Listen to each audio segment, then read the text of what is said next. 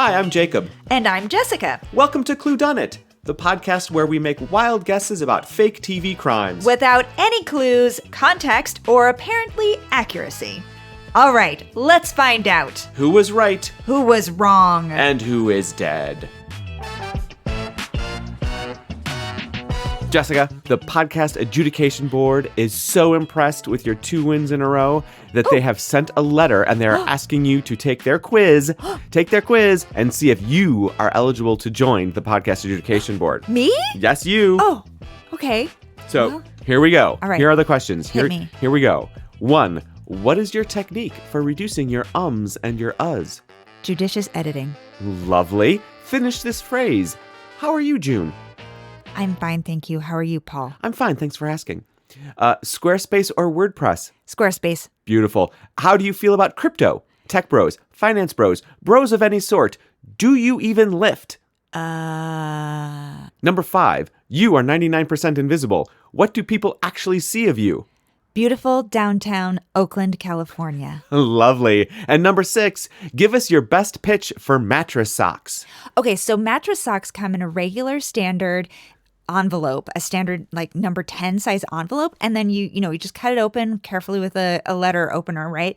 And then it comes out like this piece of cellophane inside the letter, and then you cut it open, or I cut it open like really carefully just at the top because I don't want to like touch the sock part, and then you peel it open, and all of a sudden these socks, like real socks, just like balloon, like open up right in front of you, and then there are mattresses inside the socks, and you put them on. It's like walking on like a cloud. All right. Well, there you go. We will send that off to the Podcast Adjudication Board. Do you think I'll get it? 100%. All the way. Are you sure? Yes, absolutely. Okay. I guarantee you that come this new year, I will have to find a new host because you will be in Squamish with the Podcast Adjudication Board. Oh my gosh. I can't wait. All right. Well, so our listeners don't have to wait. What show are we doing this week? We are doing Shakespeare Hathaway, Season 1, Episode 9. It's called The Rascal Cook. Ooh, what is that from? That is from Taming of the Shrew. Petruchio is saying, Act 4, Scene 1, this is when he's playing the bad, lord of the house. Playing the bad lord of the house? Well, he's pretending in order to, sort of make her docile. Yeah. Whatever. Yeah, and pretending, that's, of course, one of the big questions about Taming of the Shrew. Is he pretending? Yeah. Or is he just a misogynist jerk? Okay, sure. The quote is, "What dogs are these? Where is the rascal cook? How durst you villains bring it from the dresser and serve it thus to me that love it not?" So I'm betting that this is their food critic episode. It is! There we go. Because I've done pre-cheating. You've done pre-cheating. And everybody loves picking on food critics. It's the easiest thing in the world. Every single show has a food critic episode. Psych is, and by that we mean Psych and not Shakespeare and Hathaway. Yeah. Well, no, I think I've seen it on Monk. I think... Yeah, I think there's got to be a Murder, She Wrote food critic episode. There's the comedic possibilities in food critics are just there. And it's also just so critics. easy for the... People like to make fun of critics. It's true. They do. Because as we all know, critics are always right. Oh. They're always right, especially theater critics. They're always 100% right. He said, never having been a theater critic in his life. Never. Okay, so what is the log line for this? And is this one of those log lines that goes on for like as long as the episode, or is this like a quick one? This, it's definitely a little long. Okay, all right, ready? Hit me. Volatile Len Tekler, owner of That is a great name, by the way, Len Tekler. Yeah, I don't... Love it. Is there a funny thing in there? I mean, just that it sounds funny. Okay. So volatile Len Tekler, owner of the Hiverna restaurant, complains of culinary sabotage designed to give him a bad review by food critic Paulina Stanton. I could go on, but maybe we should just leave it that way. I'm guessing one of them dies. Probably the critic. Somebody dies. Okay.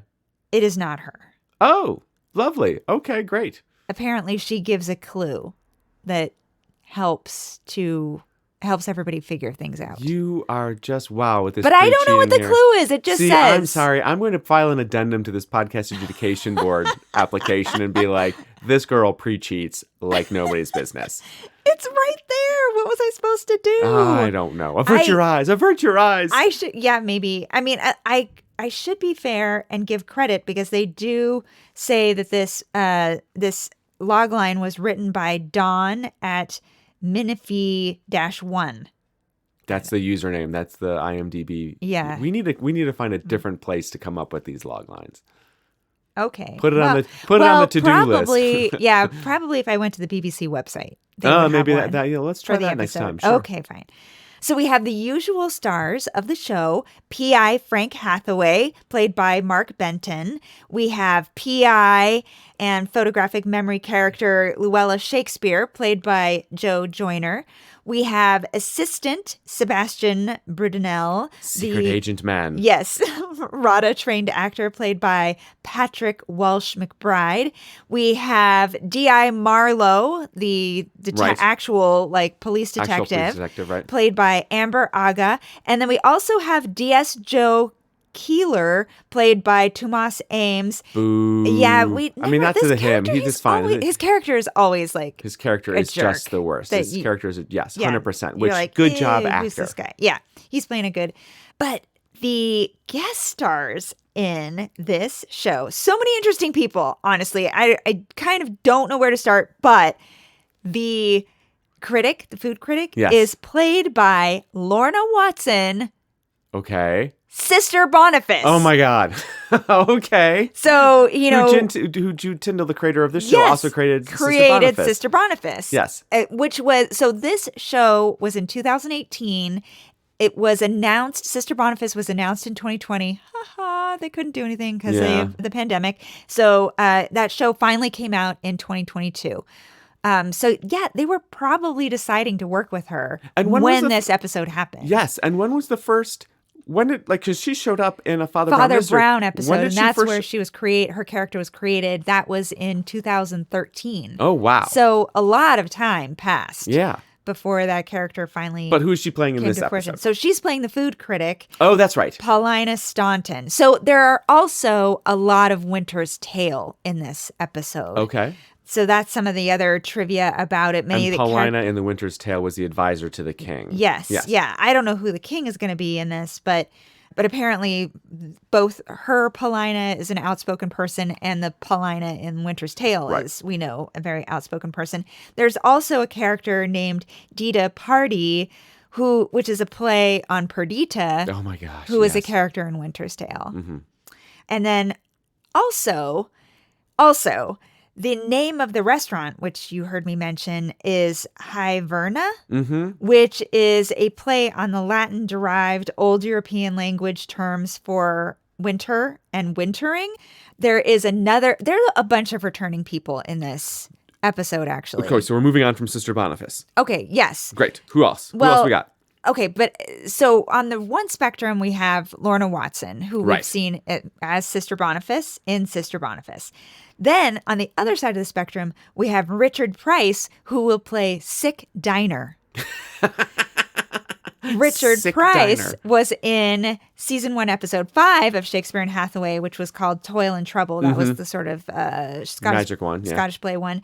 And he... No, you're right. Not This Rough Magic was a magic one. You're right. Toil and Trouble was a Scottish play one. Yes. Okay. And as I said before, he's known for playing creature actors in Doctor Who and other movies. And he has tons and tons of background acting credits. Man with pencil. All kinds of movies. Yeah. We get to see. So keep an eye out for him. Then we have... Somewhere in the middle. Yes, somewhere in the middle. Maybe some more lines. We have Dita Pardee, played by Georgie Lord. And go ahead and look up GeorgieLord.com. She has 4 credits on IMDb, including an HBO show called Industry, which I want to check out. I did not know about this. It's about young bankers and traders who make their way in the financial world in the aftermath of 2008. Finance bros. Which I'm very... Yeah. Well, but that 2008 I did just watch that movie the other day that's about the financial crash and the people making the bets on it. The Big Short? The Big Short. I watched that while you were away because there are parts of it that take place in Las Vegas, and I was like, did they really go there? I don't know. Yeah, so I felt very close to that.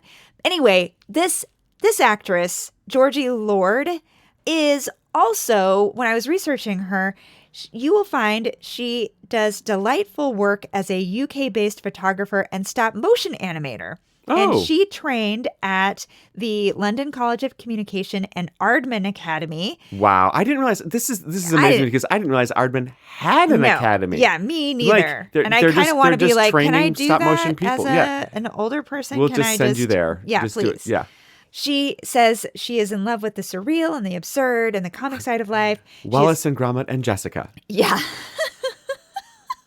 She is happiest when knee-deep in props, sets, and costumes or shooting on film, and she has worked for major brands. I know I have seen her ads in Instagram. She's probably done all those Chevron commercials that look like they're stop motion. She's done Exxon. That was in her list. That's hilarious. She's done Made, Dune, Twitter, Moo, WaterAid, the Alzheimer's Society, Urban Outfitters, Nestle, Twitter. The list goes on. She has a lot of work as this kind of artist. It's amazing. Then we have Len Techler, who is the guy we learned in the log line is volatile. Yes. And a restaurant owner. He is played by Michael McKell, which is actually his stage name. No, Michael's a stage name? Michael McKell is his stage McKell, name. Yes, Michael McKell. Okay. Well, it's Michael. His name is Michael. That's his stage name. Oh, okay. It's a joke. Sure. At least I'm making it. Anyways, that's his stage name. So in the 1980s, he was a prolific singer and songwriter. He had another name as a singer-songwriter. So don't go looking at Michael McKell and trying to figure out his... I mean, you can look him up. There are some blogs that mention his singer-songwriter name that he used. However, in 1991, he was involved in a near-fatal car crash. Oh, my gosh. Which proved to be the catalyst for a career change, and he studied to become an actor for 3 years. He began on stage in classical roles and then went on to musicals. He made his debut on the West End in the musical Blood Brothers.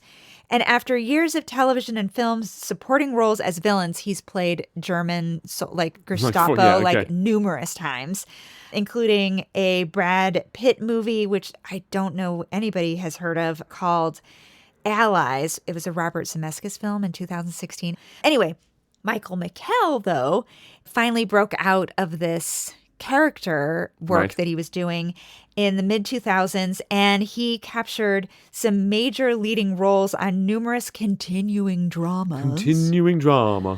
Including Emmerdale Farm, where he played D.S. Nicholas Nick Hensel for 61 episodes. He was on a police series called Murder Investigation Team, or MIT, for 12 episodes. We've heard of that one before. Yeah. He played Inspector Trevor Hands. And as one of the titular doctors, Dr. Nick West, 474 episodes, which is only 2 years on the show Doctors. Wow. R.I.P., right? Yeah. And then in 2022, he started or continued a 3-year stint, or maybe even more, in We Will Rock You, the Queen musical. The Queen musical, yes, which you Jacob. have not let me see. Oh my gosh, you could have seen it when you were working in Vegas without me. Yeah. You could have Jessica, taken a night. I want to see this show. No, you don't want to see that show. You'll see it next time you're here. The next time I was there, it was gone. Oh, right. It's true. I feel bad. We would have actually. I heard that it was going to be in London, and I was like, Jacob, we should go. And then 2020 happened. Yes, that is true. That actually did happen. And so we didn't go. We didn't go because 2020. Yeah. Yes. So we'll just have to look for it another time. Okay, but assuage your musical theater missing things, because also guest starring on this episode, please, is Sita Indrani, who plays Celia Techler. Okay. Sita began her career as Cassandra in the original cast of Cats.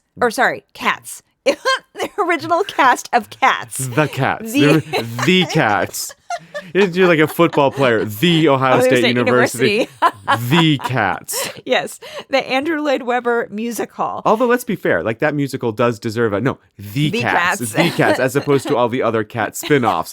The Cats. Yeah, it was the original But that's one. amazing. Yes. And that's like 1981. Okay. But that is not even the most famous thing about her, actually. What? Because What's bigger than Cats? Well, she did do classical stage, but then she is well known for playing WPC Narika Dada in the long-running police drama The Bill. 10 years she played this character. And lots of awards. She has tons of credits for other procedurals. It seems like she is also a funny person because she was on the Catherine Tate show playing numerous characters. But like I was saying, she is an awarded actress. Right. She has a Best Actress and Best Supporting Actress from the Asian Film Academy and a Sexiest Female award from the Soap Opera Awards. The Soap Opera Awards. Okay, great. And most recently, well, it's not super recent, but in 2011, she also won Celebrity Mastermind for the specialist subject, the operas of Puccini. Wow. Yeah. Wow. Okay. So very smart and very beautiful lady. And still takes dance classes and sings. She's also a singer. Clearly. Yeah. I mean, like Cats and Puccini. Yeah. Like, yes, lady knows her music. Yes, yes. Also in this episode, we have Vahid Gold, who plays Milo Tekler, who I assume is probably like their kid. That sounds accurate. He has been on, there's a show that's like a modern reimagining of the stories that led to The Wizard of Oz. The show is called Emerald City. It's not called Wicked? Oh, no. Anyway, he's a British Iranian actor. And then last but not least, we have on this list Nicholas Asbury, who plays Trevor Cordis, Nicholas is an Olivier Award-winning actor for being part of an ensemble season at Royal Shakespeare Company in 2009. And he has been on tons of British shows, including Emmerdale Farm, Agatha Raisin, Call the Midwife, Casualty, Coronation Street, Doctor Who, Midsummer Murders, Silent Witness, The Bill, and Luther. And the list goes on. Yeah. Good job, him. So yeah, we have some fun guest actors. I'm really looking forward to this. And also the director, also a returning director on this episode, Richard Signey. He directed the last episode that we watched, The Chameleon's Dish. And then Kit Lampert, who doesn't exist. Real writer. He's not just a pen name of Jude Tyndall. He's written 6 episodes, and this is one of them. The last one that we talked about him on was the 4th episode of the season, This Rough Magic, which is actually the magic show that you were referring to. Yeah. And we talked about him on that episode. Give us a couple highlights. Well, Father Brown, Sister Boniface Mysteries, Critical, Death in Paradise, EastEnders, Doctors, Casualty, Holby City. The usuals. But that's because he also trained. No, he's not Canadian. Oh, man. When are they going to release that show? You really think... did we just miss it during the pandemic? Do you think they released it in 2020 because they were like, everybody needs something like gentle and soft, and then they just sucked it back? They were like, Canada was like, we're only going to tease you with this. Yeah. It's ours. It's actually ours, Americans. Yeah. Only we can feel good. In 2022. Only we can feel good in 20. All right. Well, we're going to go watch the intro and see if we can feel a little good about that. Yeah. See you soon. Jacob, now we have another guess that we need to make. Oh, no. Okay. Yes, we are going to guess. Is this whether you've actually seen this already or not? No, but I suppose we could guess at that. It's not really a guess. I have not seen this. I thought in the first seconds, I was like, oh, no, wait, I've seen this. But no, it's because I'm confusing it with all the other TV shows that we've watched that take place in a restaurant. Okay. Which I think I was thinking even of the though it Majorca said, do you want to Files resume or start from the beginning? No, I think that's just because the BritBox starts the next show so fast. Like I don't even think they show credits. Like Netflix shows you a little bit of credits sometimes. This is like no credits. They just go right into the next episode. And so when we were finished watching last week's, our last podcast episode, it just started up the next one. And I was like, pause. Do you see this, Jessica? Do you see what this is? skepticism, fine. This is not how I was going to start this episode. Sorry, how are you going to start the site? I was going to say, Jacob, what the heck pastry was that? I don't know. So I'm looking at a bunch of pictures of British breakfast pastries, and nothing looks like that. Like at one point I was like, is that a chimichanga? And then I was like, no, it's just like a baguette. But it wasn't a baguette. It was something fried. It looked like a handmade hot pocket is what it looked like. like a long hot pocket. Like hot pockets sometimes look like Pop-Tarts. But this, no, you're right. That's what it was. It was a hot pocket. I don't think it was. They looked like pencil length. They looked like long pencil length, but a little bit narrower hot pockets. They absolutely did, but they weren't. Right. They weren't hot pockets. They were clearly some pastry that they'd bought from a store, but I don't know what this was. You think from a store? It came from it was like in a little paper wax sheet, from a bakery. That's what I'm saying. I'm sorry. I'm sorry. That's what I meant. I meant yes, that it came from a bakery or something. It wasn't something that they had gotten out of a package. It didn't look particularly hot though. Oh, I see what you're saying. Yeah, not a hot pocket. Yeah, yes. Yeah. So I don't know, but it. And now I'm hungry, and we haven't eaten, and I'm looking at all these images of pastries, which it's just bad news. Yeah, it is. Should we tell people how we got to the pastries? Yes, please. Okay. So the pastries actually come kind of late in the teaser for this because the teaser starts at the outside of a restaurant, as Jessica mentioned. There's nice little guitar, jazzy music happening as this blonde lady walks up to a restaurant. And this blonde lady, who looks amazingly like Joe Joyner, is actually Sister Boniface. Yes! Yay! I knew that because I have seen pictures of her on the internet. She does not have a picture on IMDb for some reason. Because she's British. But she has pictures all over the internet. Yes. But she's blonde. I was totally shocked. I did not recognize her without her glasses and her wimple. Right. But she does. She walks up. And she is playing a sassy bish. She is. She is. This woman walks up and she's just like, she's a restaurant critic. And what's the name of the woman who owns the Cecilia host? Cecilia Teckler. Yeah. She's a co-owner of this restaurant with her husband, who's the head chef. We'll get to him in a second. Yeah. Anyway, she's startled to see this critic come up, and the critic is not kind to her. She's like, everybody should have redemption. So Cecilia... Well, in not a nice way. She says, I do like to give people redemption. A chance at redemption, when they've done something... I forget what she says exactly, but it's very fishy, as you say. Yeah, it was not Jesus Christ giving redemption. Yeah, no. It was... It was, I'm going to cut you down even more, but yeah, sure. Yeah. So she goes in there. Cecilia tells the waitress, Dita, to seat her at a good table. And meanwhile, Dita's like, yes, but table 3. And you cut to table 3. And there's another reviewer there who's like covering up his notebook with his napkin. You're like, oh no, now you have 2 reviewers in the restaurant. But apparently he's a judge for like an award. Like yes, he's Michelin an award judge. Yes. Michelin I forget the name of the award that. Do we know? The chef says it at a certain point. Okay. There are, I missed it. Because yes, the restaurant is vying for this local award for posh restaurants, and you're right, he's a judge. Anyways, so then you cut back to the kitchen. That's the word I'm looking for. Kitchen, where people do the cooking. It's called a kitchen.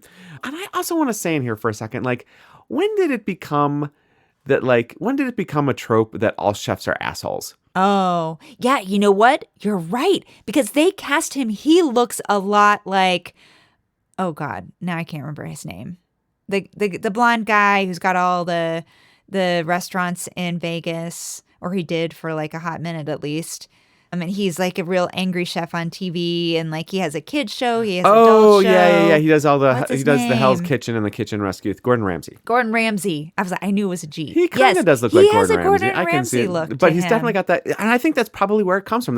I think you're right. I think that's exactly it. That whole like kitchen rescues. I'm gonna yell at you and tell you to chop, shape your stuff up or get out. So, and of course, I'm sure there's based a little bit in like the stress and reality of kitchen, but it has Gordon become. Ramsay is not even like that. Apparently, he is affecting a whole attitude and character. So, like this I actually saw him in Vegas. Did you? Yeah, I was waiting for my car at valet at Caesars after a work meeting, and this big Escalade, pulls up, And there was a couple next to me who were fighting, and I couldn't get away from them because there was no other place, no other benches that were free, and it was hot, and I didn't want to move. It was like so hot.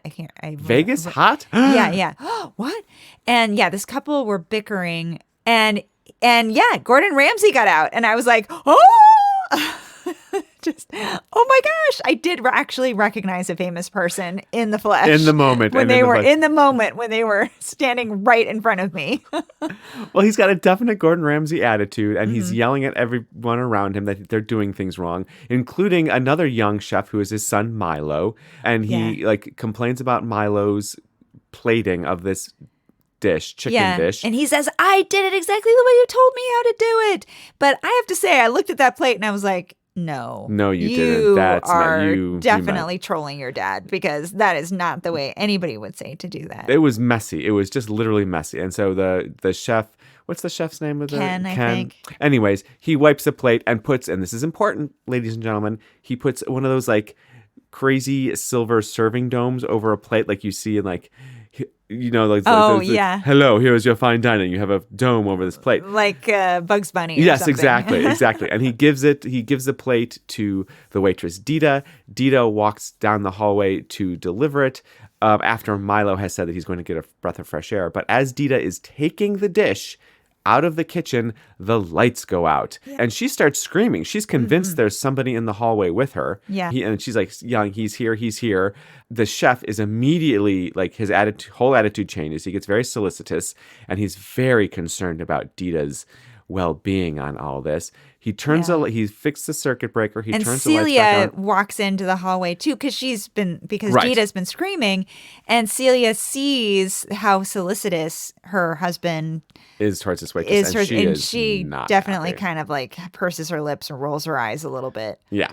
So the chef then takes the dish out to the main restaurant room and apologizes to everybody for the power outage, and then goes and sets his dish down in front of the judge and lifts off the dome that he put on the plate. He lifts off the dome, and in addition to the chicken, there is now a dead rat on the plate. Yeah, it was gross. It was super gross.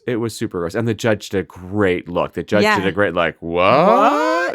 Great acting by that background actor. I'd say chef's kiss, but maybe that's a little on point. In any event, so that's the teaser. They go to credits from that, and we decided that was we decided to keep going, even though there was a murder of a rat. Yes, even though the rat had been murdered, we decided that wasn't enough of a crime, so we're going to keep going. And so they cut to Frank and Luella cheersing themselves with these weird, savory hot pocket breakfast things. When Sebastian comes in, takes them away from them, and says, "You're going to need your appetite because you're going to this restaurant. You've been invited for breakfast at this restaurant." Yeah. So they go to the restaurant. It was a great exposition dump, by the way. Yes. Great. Here we go. Well done. Sebastian. Which is also when you find out he reads a little bit of the review that Sister Boniface left for them. Right. And it is so catty. It's a great review. But it mentions vermin, that one of the 4 horsemen of the apocalypse for restaurants are vermin. So clearly vermin have been a thing. And then finally death. Yes. Did you write down what the other ones were? No. I loved it. I wish I had written it down. I thought to myself, Jacob will write that down.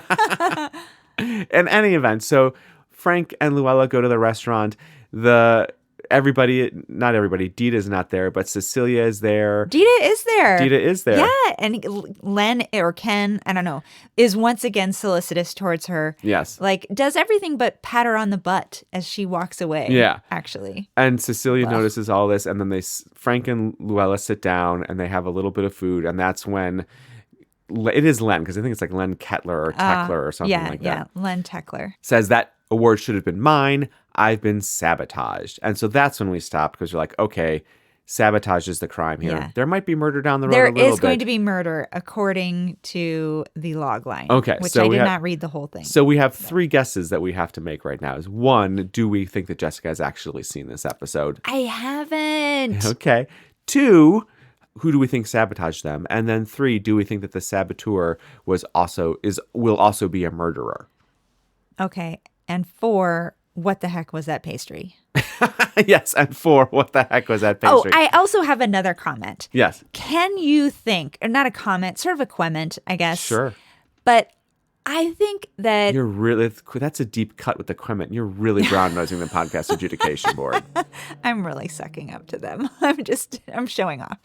I really think that they're like in the top 5 places, the scariest places to be when the power goes out is an active restaurant kitchen for dinner. Yeah, I can see that. I think that would be fucking scary. Lots Sorry, of knives my going language. around. Yeah, lots the of knives and lots of like open and flame everywhere. flames. I mean, on the other hand, the flame might give you a little bit of light to see with, but like I still, guess but like, so. yeah, I True. mean, can you imagine chopping an onion as fast as they do all of that with like Yeah. an incredibly sharp knife and the power goes out? Yeah.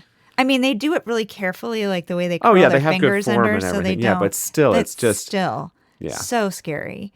And like, yeah, what if you're like putting something onto the flame right at that moment, or you're Yeah. like jiggling? Yeah, seems super scary. So yeah, when the lights went out in the kitchen, I was like, ah! I hope all the actors are okay. Right.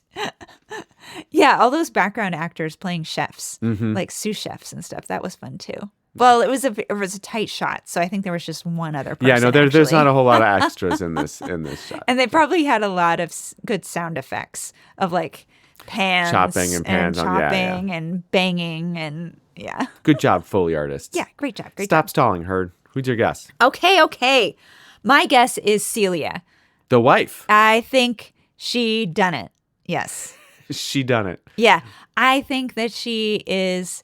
I think actually, okay, here's going to be another one of my 2-parters. All right. So by the way, I think this episode is probably vying for like our Agatha Christie's again, because I think a dead rat on a plate with, a platter reveal like that is very Agatha Christie. Like there's a switcheroo happening there. Like the plate and It's then kind of like a locked room kind of thing. Like, yes, how did this happen? How did the rat happen? Yeah. And not only that, but it's like a 2-parter because he cleans up the plate after his son's, bad plating. He wipes it off and he puts a little like, not jar, what am I trying to say? Like a tiny little cruet, pitcher, little cruet cruet. of something. So like a little ceramic on the side of cruet it, or he something. adds the cruet, and then he puts the platter cover on top, and then he gives it to her, and then the rat is there still with the cruet, right? So I don't it's remember not the like cruet's position at the end, but yes. I think the cruet is still there. So it was definitely his plate. You are basing this entire guess on the cruet. Yeah. Oh, I see what you're saying. Like it was not that it was somebody else's plate, that he switched the whole plate.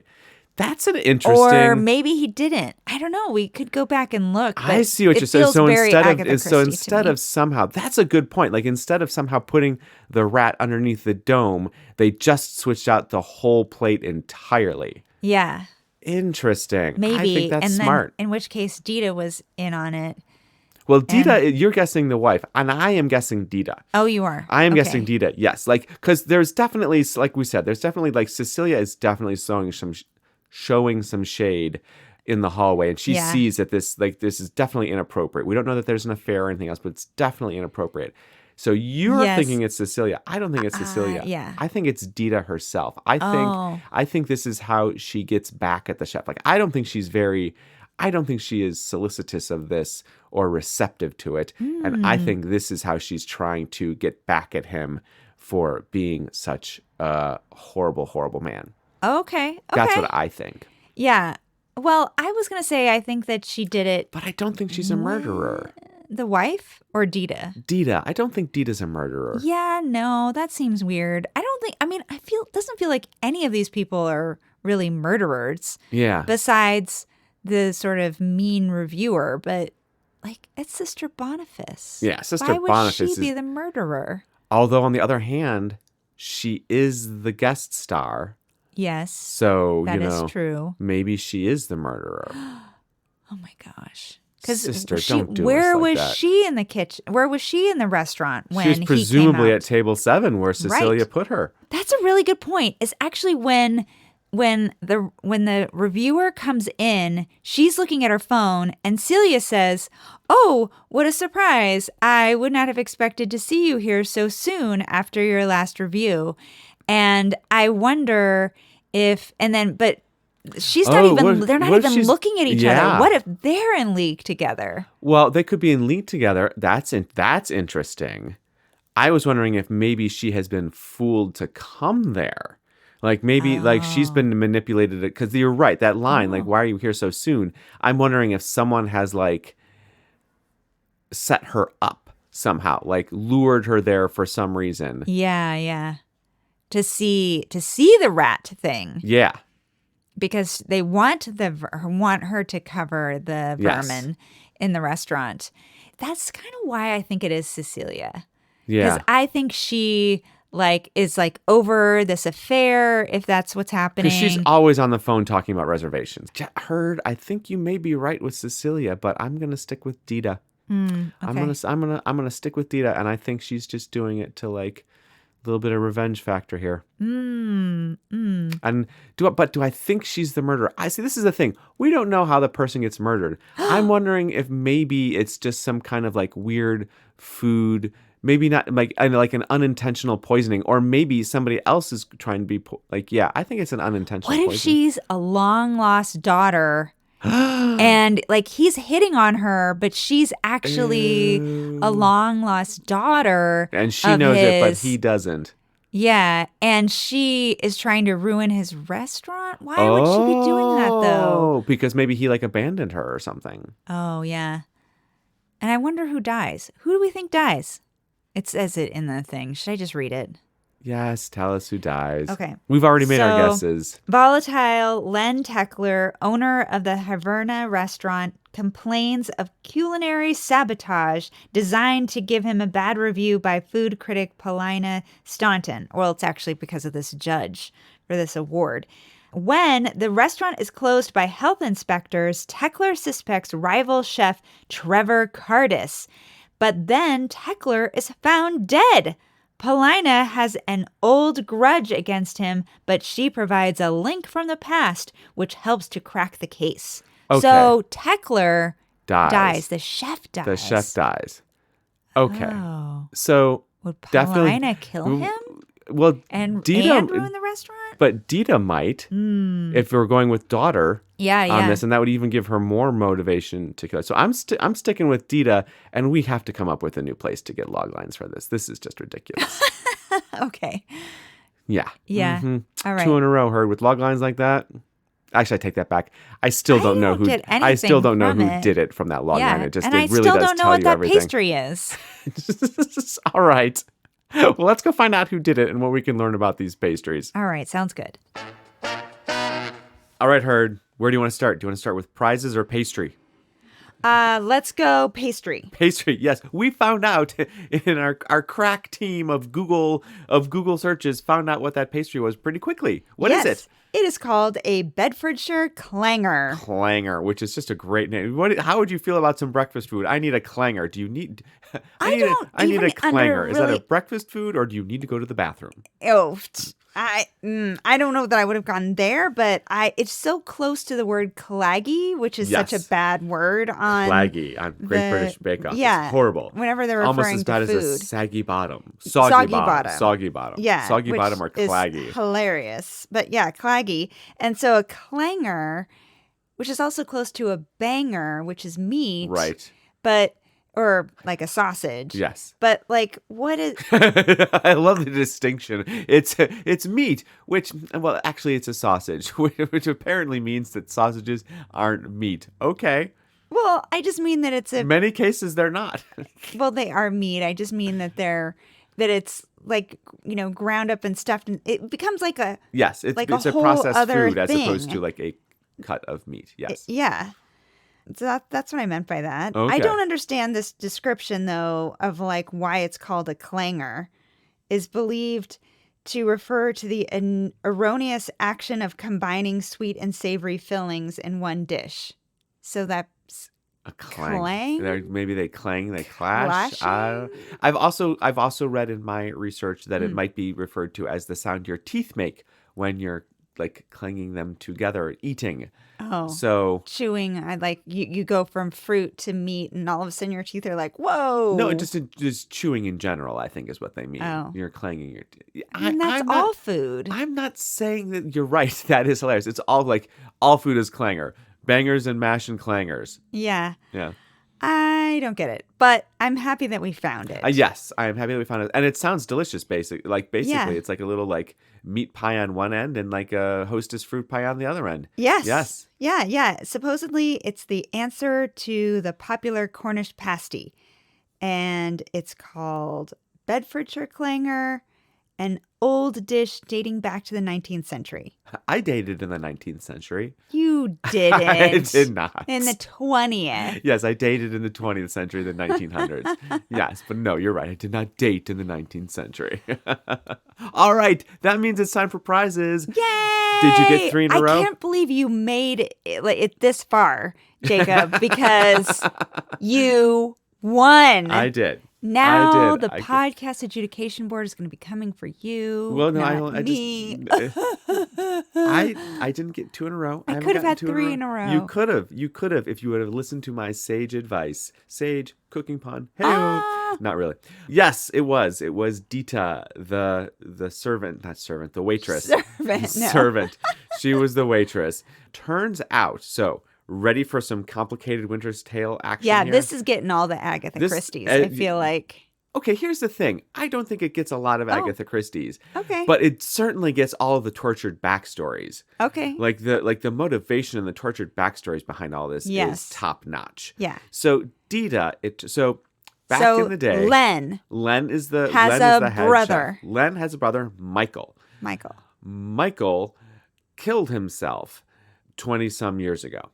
He killed himself because Michael was the investor in Len's first restaurant that he opened with a gentleman named Trevor. So Len and Trevor were best buddies. They opened a restaurant with Michael's backing. The restaurant was a complete and utter failure.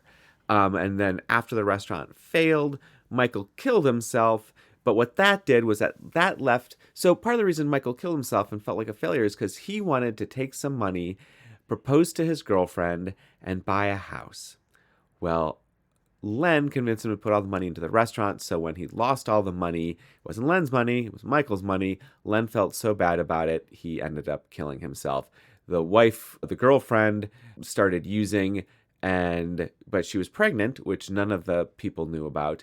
But the girlfriend went back to him and said, hey, I need some help, and they didn't help her at all. So she ended up basically killing herself with drug overdose and drug use. The girl was passed around from foster family to foster family, eventually found her way back to Len and the restaurant, and wanted to sabotage it all to get her revenge and really, really ruin the reputation of Len. Yeah, so that was what it was. So it wasn't just about the fact that he was handsy. Yeah, but we found out that Len was handsy. Also, it was confirmed that he was because Lorna or Paulina, the food critic, had actually been a chef back in the day. Sister Boniface. At the restaurant that failed.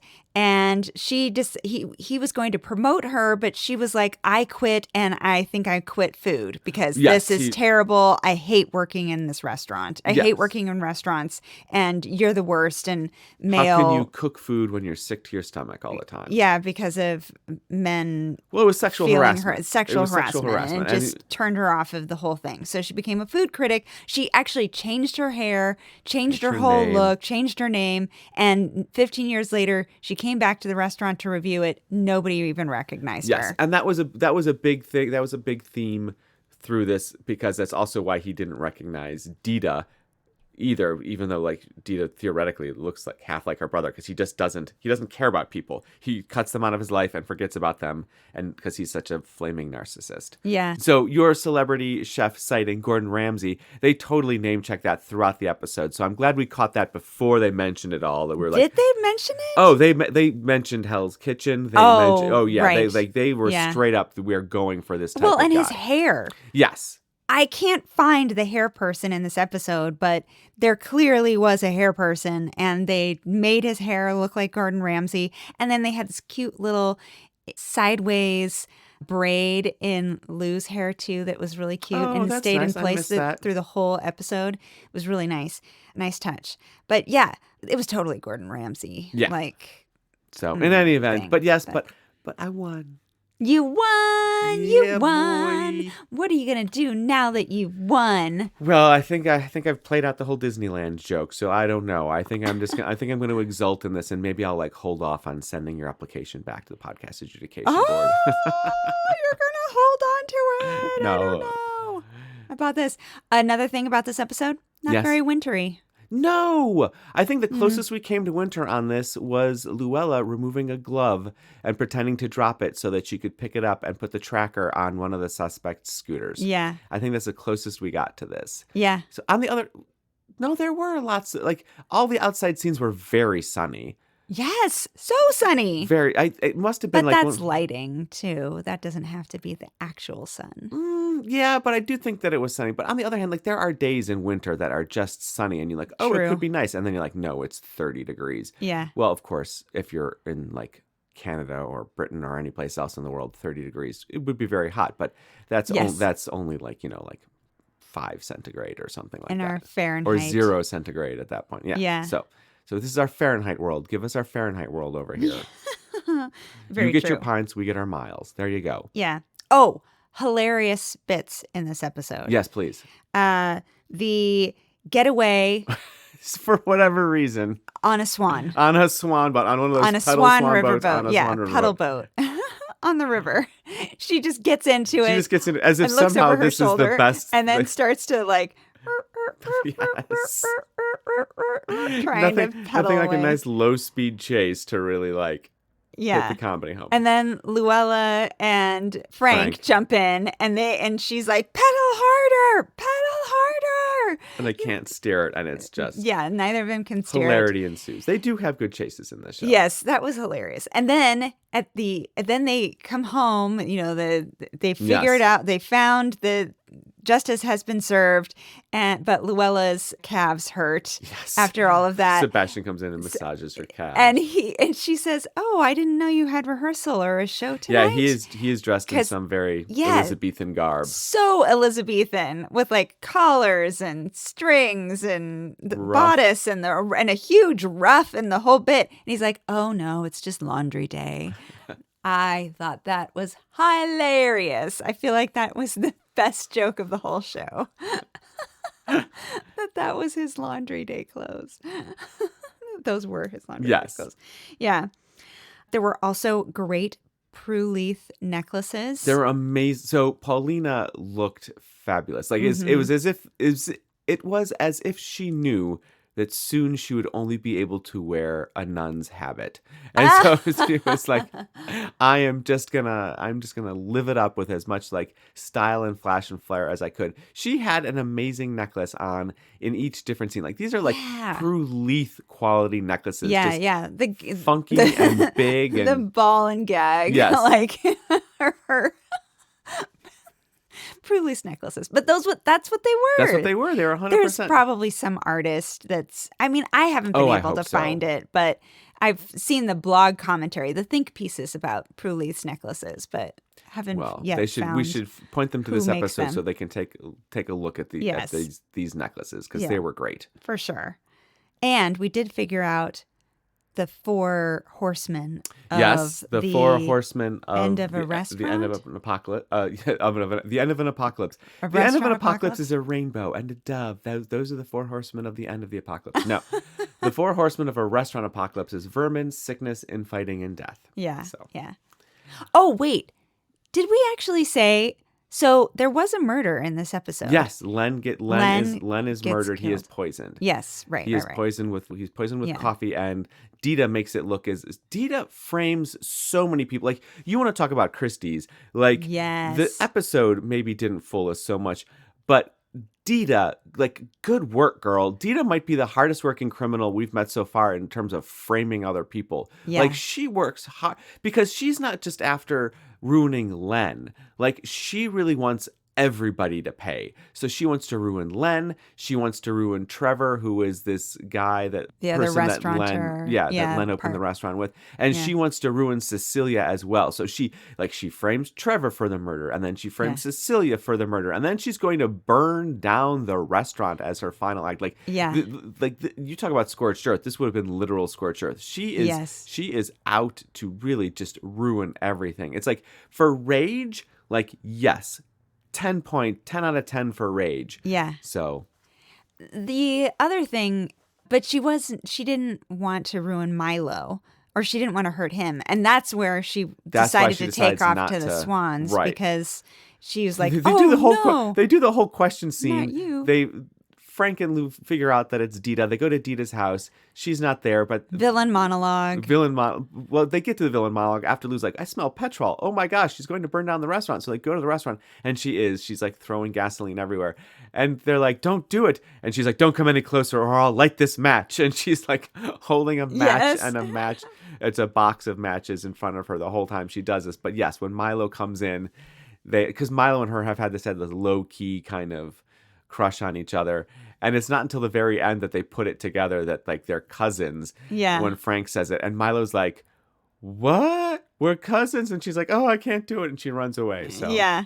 And this is Georgie Lord as Dita, the slow motion artist. She's okay, yes. Yeah. I thought, because I didn't read the logline very closely, I thought she actually gets... No, I didn't. And so I actually thought she got murdered.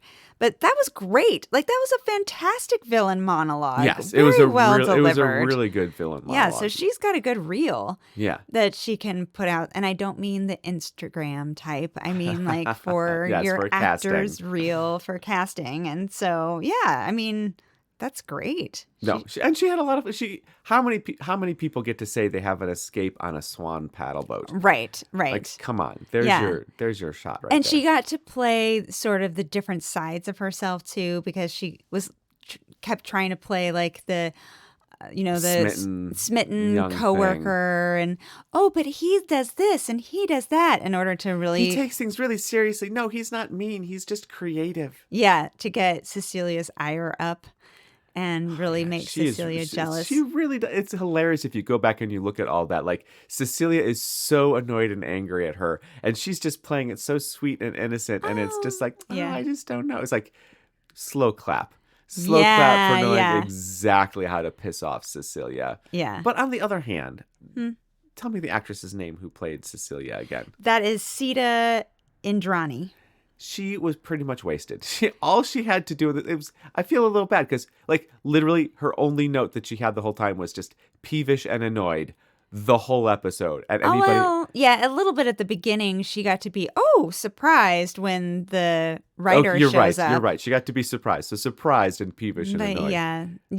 It was very peeved and annoyed. And sort of concerned for Len, but not really. Yeah, that actress has a lot more in life, a lot more to her and as an actress, and they didn't really give her a lot. I do want to say though, it seemed like, and I thought there was going to be some kind of payoff for this, but it's not. And I'm looking back on this. Let me explain myself. Paulina. Every time they go visit Paulina, and even when she goes into the restaurant, she's on her phone. Yeah. She's on her phone the whole time, which, fair enough. Everybody's on their phone the entire time. Sure. But also, as we're talking about Cecilia was on the phone. Every time we saw her, she was always on the phone. On the restaurant phone. And I'm just I miss the 80s.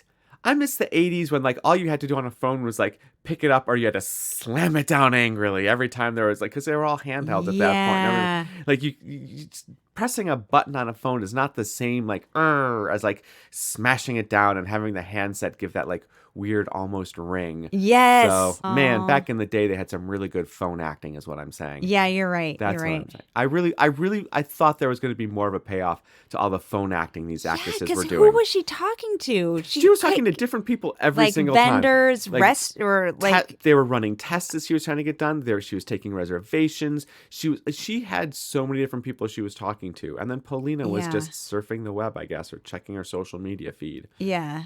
guess, or how many people are following her or guess. liking her blog or something. Liking her savage takedowns. We never really found that out. Oh my gosh, I really want Sister Boniface to be an influencer, though. She's a scientist. She is. She's a PhD. Although she could be taking pictures of things, science things. She could be a science influencer. That's a thing. That's a thing. I mean, it wasn't in the 60s when theoretically that show takes place, No, but not at all. but nevertheless. She should get some cool necklaces, though. Yes. For sure. All right. So I will just say, I mean, maybe I'm just like, I guess maybe I don't give a lot of Christies when I actually get it right. I'm only gonna give this one 4 out of 10 Christies because it seemed pretty clear to me. Clear. I mean, obviously I guessed it, so I'll give it only 4 out. But again, like twisted backstory through the roof. Well done with the twisted backstory. Yeah. I just Lots of people with motivation. Lots of people with motivation, but I don't know. I didn't really get fooled. Yeah, I can see how I wouldn't really either because Celia, usually in an Agatha Christie, like not only do like people have motivation, but people are doing evil things. Like yes, that's the thing. Everybody is doing something. Everybody's got doing something. Active hustle of some sort. So that as soon as you're like figuring it out, you're like, well, that has nothing to do with that, but that's still bad. Yeah. Yes. And nobody really had a hustle in this. Like nobody really. Yeah. Like Trevor turns out was not doing anything except drinking on his restaurant boat. Yeah. And Milo was just a confused Milo kid. was just a kid. Yeah. And Cecilia was just taking calls. Yeah. Or making calls, and the restaurant critic was just, I mean, she wasn't really out to, no, she was going to sort of revenge blogs. She definitely liked the revenge blogs. She definitely wanted him to suffer. So that was a thing. She did want him to suffer. She had motivation, I guess. Everybody kind of had him. I don't know. Anyways, I'm just saying. I'm saying 4. Yeah. I'm saying 4 out of 10 Christies. That's what I'm saying. So you make a good point. And I think I would say 5 Christies because it was also very straight down the line. Like Dita did all of it. Yes. Whereas like, again, in the Agatha Christies, different people are doing different things. And so you can't really keep track because you think, oh, one person's doing everything. And then you realize, no, like 5 people are doing things. And not just in cahoots. Like not just a cahoots not thing, related but like, to each other yeah, at exactly. all. Not related to each other. So this again, like this is still a strong, like it's still a strong episode. Absolutely. Like, I mean, my God, we got a swan chase scene out of this. So. And we got Sebastian in a toque. Yes, we got Sebastian in a toque. We even got like pizza jokes towards the end. Yeah, what the heck? Yeah. Like. Pastries. We got pastries, we got pizza. And nobody liked that spaghetti sauce. It was all too hot. And then we found out that restaurant was actually a tourist trap, which he doesn't seem like that. I have to say that was incongruent to me. Was it supposed to? I don't think that it was necessarily a tourist trap. Well, that's that's the quote from Trevor. He said he's trying to he's made it into a tourist trap. Yeah. Or maybe Paulina said that. Somebody did, but yeah, they're in any event. In any event, the real Gordon Ramsay would have fixed that restaurant up right. Oh my gosh, he would have. Yes. So, all right. Well, we fixed up this episode all right. Jessica's streak is sadly over. Congratulations, Jacob. Thank you. Fingers crossed on the Podcast Adjudication Board nonsense. And we'll find out. We'll let you know what happens next time. We'll see you soon.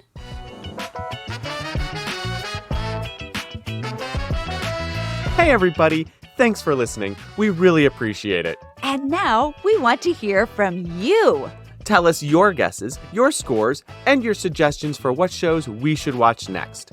Go to our website, Cluedunnitpodcast.com, or email us at cluedunnitpodcast@gmail.com. Or find us on Instagram and Facebook at Cluedunnit Podcast, or on Twitter at Cluedunnit. And if you like the podcast, please rate us and review us on Spotify or Apple Podcast to help us get the word out. And maybe you'll hear your review read on the show. Want to be a Cluedunnit private investigator? Leave us a few bucks at ClueDunnitPodcast.com and we'll send you a personalized, official Cluedunnit private investigator license. officially approved by the totally fake Podcasting Adjudication Board in their secret headquarters in a mountain outside of Squamish. We hope to hear from you soon, Because watching TV is always better with friends.